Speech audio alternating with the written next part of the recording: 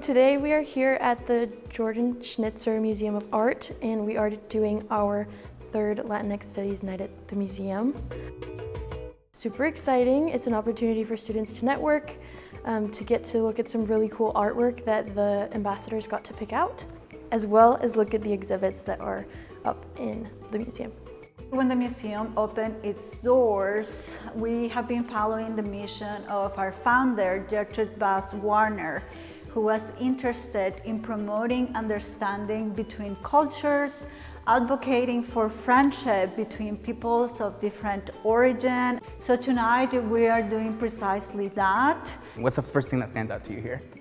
It's a very unique experience. So the fact that I get to bring my community here and into this space and view amazing art pieces is a very amazing feeling.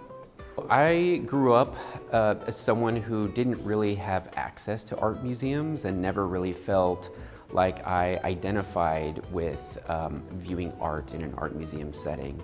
And so I had never been to an art museum until I was an undergraduate in college.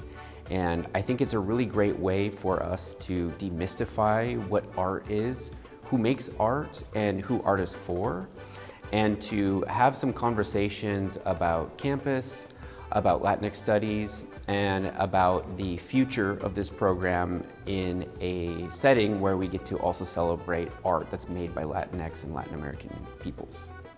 Latinx Studies program puts students in the driver's seat of learning about Latinx history.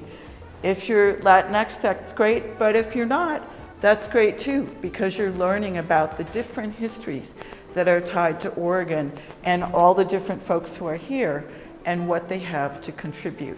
So, it ties really in a big way to the Oregon story and really to the story of the U of O.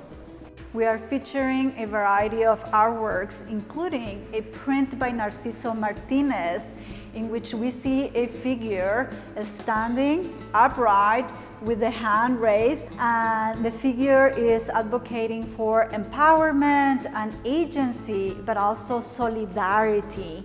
So those are some of the ideals that we want to communicate through this event and our overall mission at the museum.